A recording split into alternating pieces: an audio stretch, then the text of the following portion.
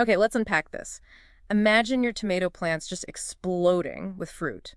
I mean, the source talks about potentially 10 kilograms per bush. Which sounds amazing, doesn't it? Yeah, branches practically snapping under the weight. And the secret ingredient they mentioned, something really simple, apparently cheap too. Succinic acid, yeah. And what's really interesting here is the core idea, just 4 grams of this white powder might, give you this huge tomato harvest and fix that annoying blossom end rot. Exactly. The source we're looking at today, it's this text just full of, well, enthusiastic claims. It gives you instructions, but also some rather, let's say, imaginative explanations for why it works. Right. So if you're listening and thinking, I want better tomatoes, less rot, but without wading through tons of complicated gardening advice, then this deep dive is probably for you. We're going to try and pull out the most useful bits about the succinic acid from the text. Focus on the practical stuff. Yeah, cut through some of the noise. Our goal is really to give you the practical takeaways for, hopefully, getting better tomatoes. And it's probably worth saying up front, this source, it kind of mixes personal stories, anecdotes, with mentions of science. It does, yeah. So we'll touch on both to give you the full picture of what the text presents. Okay, so let's get right to it. The text lays out this tomato explosion in 3 steps. And it promises these, well, pretty remarkable results in just 45 days. 45 days, that's quite specific. It is. Step 1. Dissolve 4 grams of the succinic acid in 1 liter of warm water. That's your concentrated mix, the mother solution, they call it. Okay. 4 grams, 1 liter warm water. Got it. Step 2. You dilute that into 10 liters of regular water. That becomes your working solution. So you're watering it down quite a bit, 10 liters total. Exactly. And then step 3 is applying it every 2 weeks. The text says you can either water the roots about 1 liter per plant, it suggests, for root growth. Right, getting it down into the soil. Or you can spray it on the leaves and the little baby tomatoes, the ovaries. That's supposed to help with stress and, importantly, prevent the rot. What strikes me is how, well, simple those steps sound. 4 grams, dilute, apply every 2 weeks. Yeah. And the claim is, if you do this, your tomatoes get bigger, that blossom end rot just disappears, and the plants get super productive, like 5 to 7 clusters of fruit per plant. Which would be fantastic, wouldn't it? Absolutely. Now, here's where it gets really interesting. The why. The text explains succinic acid is like a natural adaptogen for plants. An adaptogen. Okay, what does that mean in this context? Well, basically, it's supposed to be a natural substance that helps plants cope with stress and use nutrients better. The idea is it ramps up the tomato plant's metabolism. Okay, speeds things up internally. Right, and that makes it much better at soaking up calcium, even if your soil isn't great calcium-wise. That's the claim. Better calcium uptake. That directly relates to blossom end rot, doesn't it? Exactly. That's often a calcium deficiency issue in the fruit itself.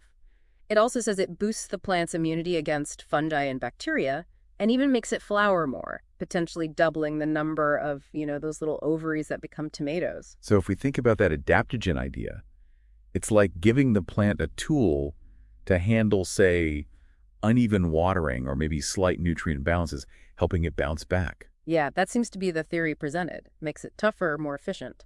And the calcium link is definitely key for the blossom end rot angle. If the plant can get calcium to the fruit more effectively, then maybe the rot doesn't happen. Now, the text tries to give this some scientific weight. It mentions experiments supposedly done at Moscow State University. Ah, yes, MSU, a well-known university. And they claim these experiments showed a 70% drop in the risk of blossom end rot. 70%, that's a huge reduction. And a 40% increase in the total tomato yield overall. Okay, those are impressive numbers. But it's important for you, the listener, to realize the text doesn't really detail how these experiments were run. Good point. Like, we don't know the methodology, the number of plants, control groups, whether it was peer-reviewed, anything like that. Right. So we have these numbers from the source, but not the full scientific context. Consider them claims from this text. Exactly. Treat them as part of the source's narrative. Absolutely. Then the text shifts gears a bit into more sort of anecdotal tips. Life hacks from Fyodor Ivanovich, it calls them. Okay. What wisdom does Fyodor offer? Well, one is adding 2 drops of iodine to that working solution. Supposedly helps the tomatoes ripen earlier. Iodine for ripening. That's an old gardening tip you sometimes hear. Trace elements playing a role. Yeah. And then there's a kind of funny comment about making sure you tie up your plants really well because, well, they might get too heavy with all that extra fruit. A good problem to have, I suppose. Hmm. These little life hacks, they add a bit of that practical, passed down garden wisdom feel, don't they? They do. But then we get the story of babushka glass mistake. Now, this one is something else. Ooh, do tell. Apparently, she got grams and kilograms mixed up. Instead of 4 grams, Oh, no. she used 4 kilograms of succinic acid on her tomatoes. 4 kilos. That's Yeah. 1,000 times the dose. That would surely kill the plants, wouldn't it? The acidity. You'd think so, but according to the story, the result was tomato plants growing up to the second floor of her house. Second floor.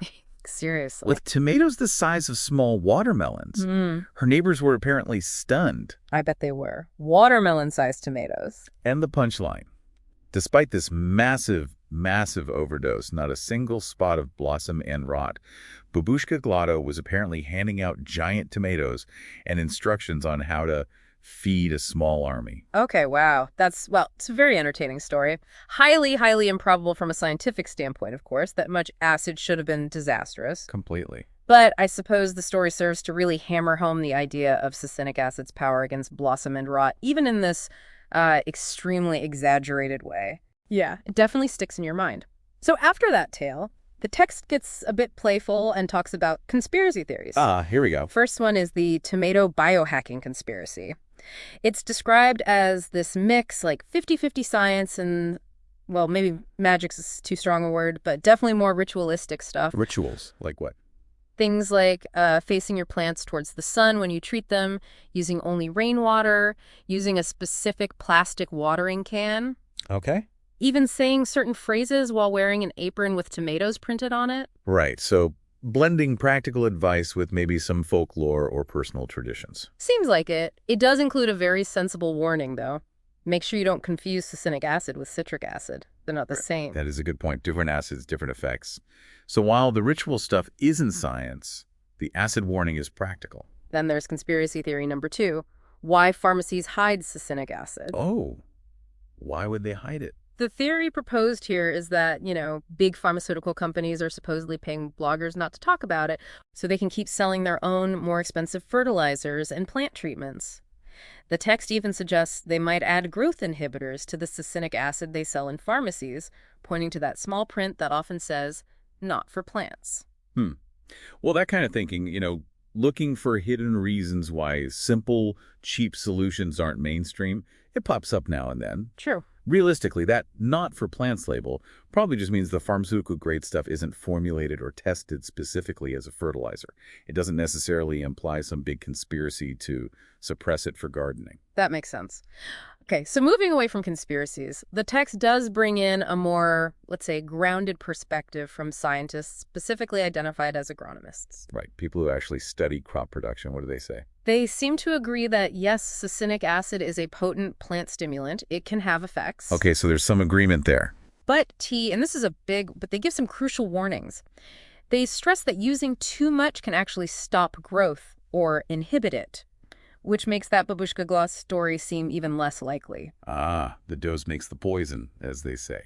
So overdose is bad. That aligns with general biological principles. Exactly. And they also emphasize that succinic acid isn't a magic bullet on its own. It works best, they say, when it's used with other important nutrients. Like what? They mention things like calcium nitrate, which provides calcium, obviously, and also ash, which gives potassium and other trace minerals. Right, so it's a stimulant, maybe an enhancer, but not a replacement for proper, balanced plant food. That sounds much more like standard agronomy. Plants need a whole range of nutrients. Precisely. So let's try to boil this down. What are the main takeaways for you, the listener, from this source? Well, based on the text, succinic acid does look like it could be a helpful tool, especially for fighting that blossom end rot. That seems to be a recurring theme. Yeah, that comes up a lot. The source also suggests maybe choosing large fruited tomato varieties if you want to really see a big yield increase, potentially. And it underlines that even if you use this stuff, your plants still need enough calcium. The text even hints you might want to supplement with a foliar spray of calcium nitrate, spraying it on the leaves. Good point. And maybe the most critical takeaway is the dosage. Absolutely crucial. Let's repeat that. 4 grams of succinic acid per 10 liters of water for the working solution. Not 4 grams per glass or per liter for the final mix. The source is very specific in warning against making it too concentrated because that could backfire, just like the agronomists warned. Right. Get the dilution correct. Okay, and just to wrap up the source description, the text originally finished with a kind of call for comments, asking readers to weigh in. Believe in Uro, it's dangerous. Trying to stir up some debate. Yeah, and it mentioned a tomato wine recipe as a prize, but we'll skip the wine recipe details for this deep dive and just stick to the tomato growing part. Probably wise. So, pulling it all together then, this source paints a picture of succinic acid as potentially quite useful for tomato growers, especially for that blossom end rot problem and maybe boosting yield. It gives a simple method, suggests it works by helping the plant use nutrients and handle stress better. But we have to remember where this info comes from. Definitely. It's a source that mixes personal stories, some pretty wild ones, with claims about science that aren't fully backed up with data in the text itself. And it throws in those conspiracy theories, too. So for you listening, the key is probably approach this with interest, but also a bit of, healthy skepticism. The focus on blossom end rot and the simple method, worth noting. Yes. The idea it might help with calcium transport makes some logical sense in relation to rot. But the lack of hard, detailed evidence for all the claims, plus those more fantastical stories, that should probably encourage you to maybe look for more information elsewhere if you're thinking of trying it. It really raises that question, doesn't it? How do you, as a gardener or just someone interested in this stuff, evaluate advice that's such a mix of practical tips and less verifiable claims? Yeah, and what value do you put on these simple, maybe unconventional, cheap solutions compared to, say, standard fertilizers or fungicides? It's something for you to think about. And maybe we can leave you with that final, vivid image from the source text. Tomatoes growing so huge they might be mistaken for pumpkin. Yeah, a memorable image indeed. Perhaps, as the text suggests, the slightly over-the-top result of the power of science, e-mesty, and gardening stubbornness. Something to ponder for your own garden plans.